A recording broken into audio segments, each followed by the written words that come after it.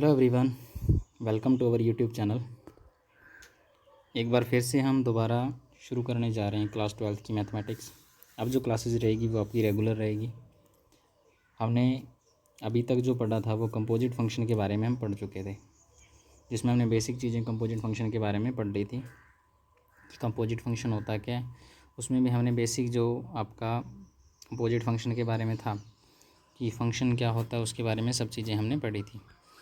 आज जो हम पढ़ने जा रहे हैं वो हम कंपोजिट फंक्शन की कुछ प्रॉपर्टीज़ हैं, कुछ एग्जांपल्स हैं, हम उनको देखते हैं।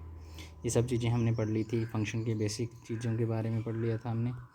फंक्शन के बेसिक चीज़ों के बाद हमने कंपोजिट फंक्शन बनाना भी सीख लिया था। ये सब चीज़ें हमने देख ली थी। अब हम देखते हैं कि कंपोजिट फंक्शन की कुछ प्रॉपर्टीज़ हैं, उनके बेस के ऊपर जो कुछ एग्जांपल्स हैं हम उनके बारे में बात करेंगे। जैसे हमारे पास एक एग्ज़ाम्पल है, हम एक एग्ज़ाम्पल से शुरू कर रहे हैं।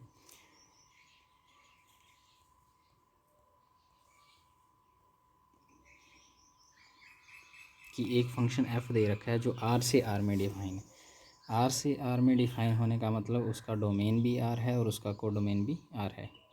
r से r में एक फंक्शन डिफाइन है और उसकी डेफिनेशन क्या है, f(x) बराबर x² + 2। और दूसरा जो फंक्शन हमें दे रखा है g, वो भी r से r में डिफाइन है और उसकी डेफिनेशन क्या है, gx बराबर x/x-1।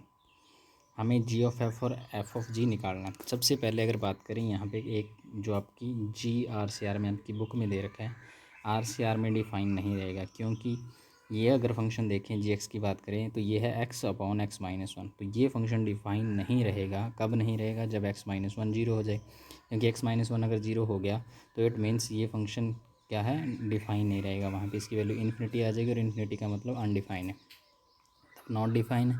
अब नॉट डिफाइन है तो इसका मतलब क्या हो गया कि x-1 अगर ज़ीरो रखते हैं तो x बराबर कितना आएगा, 1।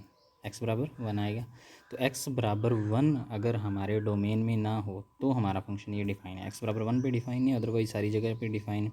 तो हमारा जो g बनेगा वो इस तरह से बनेगा। g है r-1 से लेके r में डिफाइन, r-1 से लेके r में डिफाइन। r-1 का मतलब r में से आपने 1 को क्या कर दिया, बाहर कर दिया। अब ये फंक्शन आपका डिफाइन है r-1 से लेके r तक। अब हमें निकालना है जी ऑफ एफ़ और f of g, g of f और एफ़ ऑफ जी।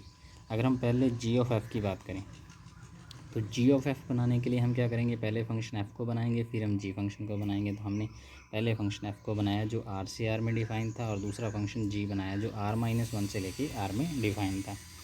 अब अगर हम जी ऑफ एफ़ बनाएं तो जी ऑफ एफ़ का मतलब लास्ट फंक्शन पहले आ जाता है। जब कंपोज करते हैं इन दोनों को जोड़ते हैं तो जी ऑफ एफ़ बन गया हमारा। अब जी ऑफ एफ़ कहाँ से कहाँ जाएगा, पहले से लेके लास्ट में, पहले फंक्शन के डोमेन से लेके दूसरे फंक्शन के को डोमेन में। तो आर से आर में ये क्या रहेगा, डिफाइन रहेगा। अब जी ऑफ एफ एक्स की डेफिनेशन बनाएं तो सबसे पहले जी ऑफ एफ़ को देखते हैं कि ये डिफाइन होगा या नहीं होगा।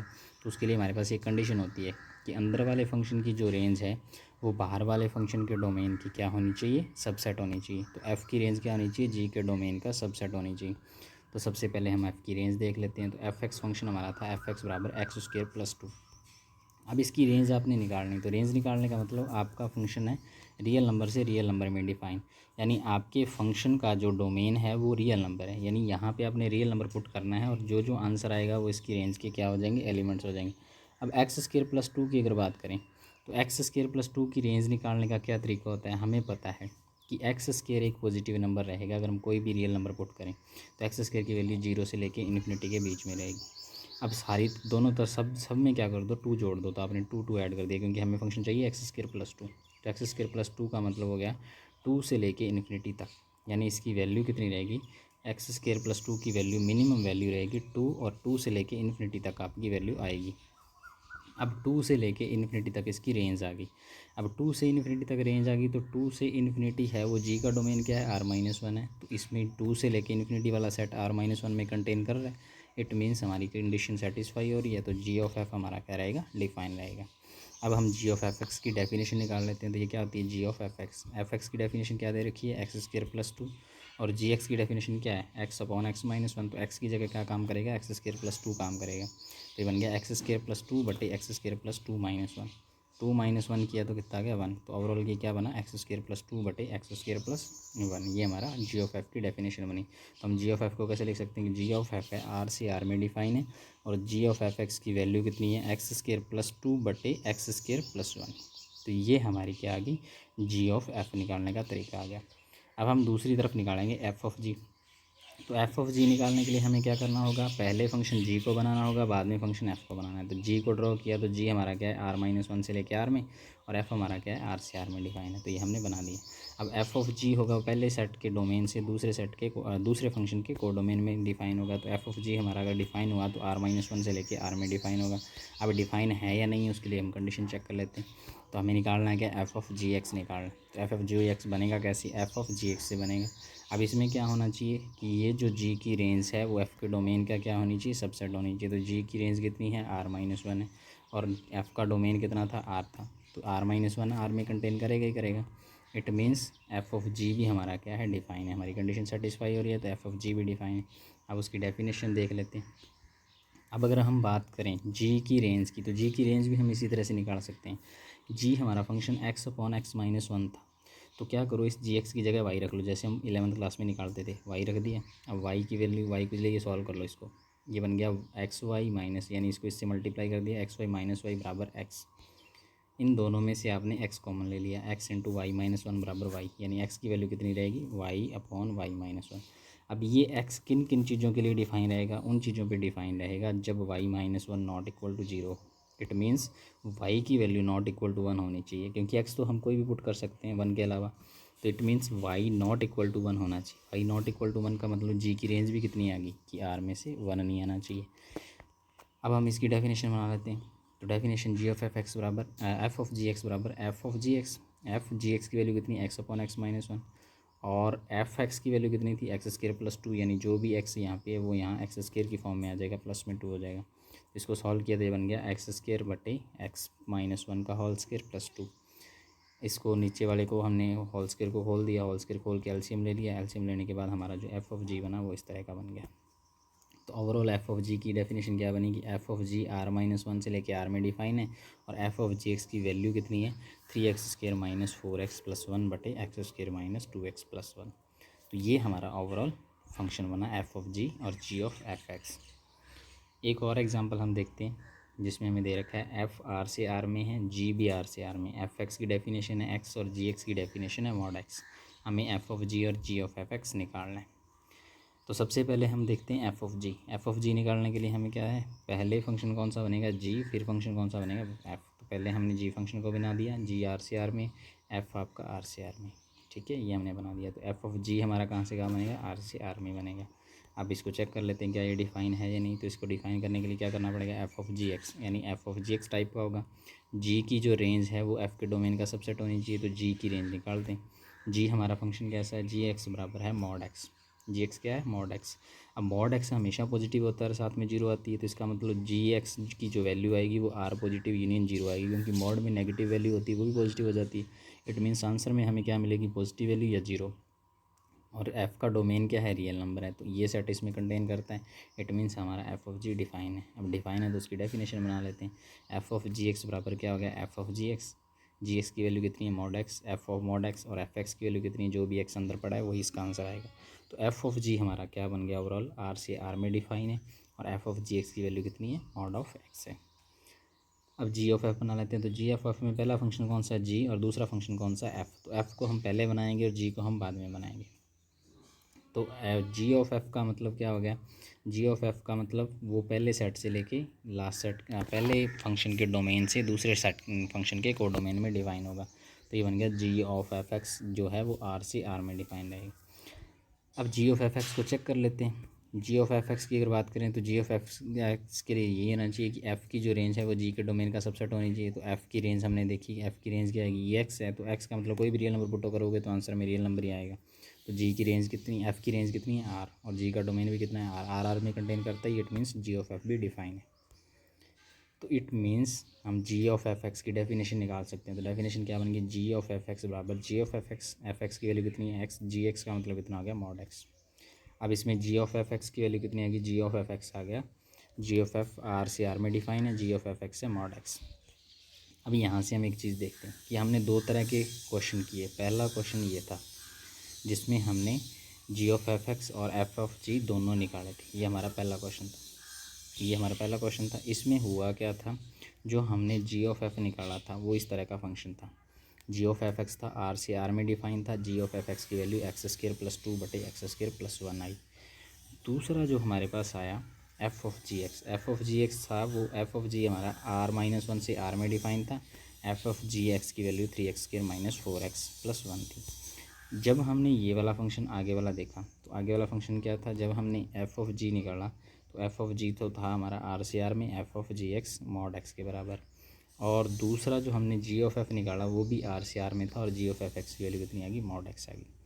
अब अगर हम इन दोनों में नोट करें तो पहले फंक्शन में क्या था, पहला जो हमने निकाला था उसमें जी ऑफ एफ का डोमेन और एफ ऑफ जी का डोमेन बराबर नहीं था, क्योंकि हमने देखा था पहला जो एग्जांपल किया था उसमें एफ ऑफ जी का डोमेन तो r-1 है और जी ऑफ एफ है उसका डोमेन कितना था, जी ऑफ एफ का डोमेन r था। तो ये दोनों डोमेन अलग अलग आए। और अगर इसमें देखें, इसमें दोनों के डोमेन क्या थे, रियल नंबर थे। एफ ऑफ जी का डोमेन भी रियल नंबर था और जी ऑफ एफ का डोमेन भी रियल नंबर था। तो इनके दोनों के डोमेन भी बराबर आए। इनका कोडोमेन भी क्या हुआ, बराबर हुआ। जी ऑफ एफ का कोडोमेन जो था रियल नंबर था और एफ ऑफ जी का कोडोमेन भी रियल नंबर था। और जी ऑफ एफ एक्स की वैल्यू भी वही आई जो एफ ऑफ जी एक्स की वैल्यू आई, क्योंकि दोनों की वैल्यू मॉड एक्स ही आई थी। यानी इसमें तीन कंडीशन आ गई।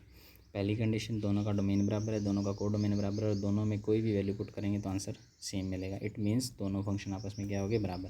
क्योंकि हमने देखा था कि दो फंक्शन बराबर कब होते हैं, जब हमें क्या हो, दोनों फंक्शन के डोमेन बराबर हों, दोनों फंक्शन के कोडोमेन बराबर हों और दोनों फंक्शन के लिए जो डेफिनेशन आई वो भी बराबर है।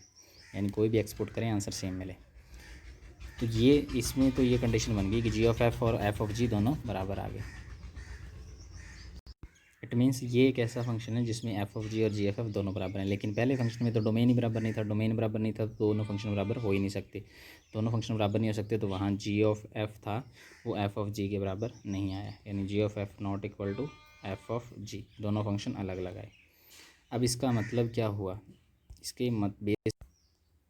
इसके बेस में हमने एक रिजल्ट बना लिया, क्या कि the composite function is not necessary to commutative. यानी संयुक्त फलन का कॉम्यूटेटिव प्रॉपर्टी रखना ज़रूरी नहीं है। कभी कभी तो वो बराबर होगा, कभी वो बराबर नहीं भी होगा।